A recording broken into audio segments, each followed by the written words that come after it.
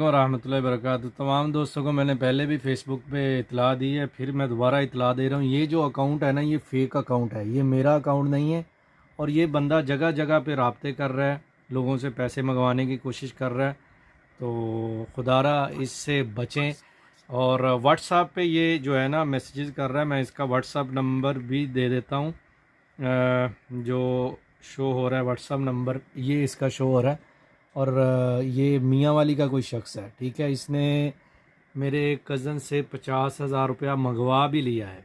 तो काइंडली अपने आप को महफूज करें। मुझे अगर किसी से पैसों की ज़रूरत पड़ेगी तो मैं बाई फेस उससे मांगूंगा।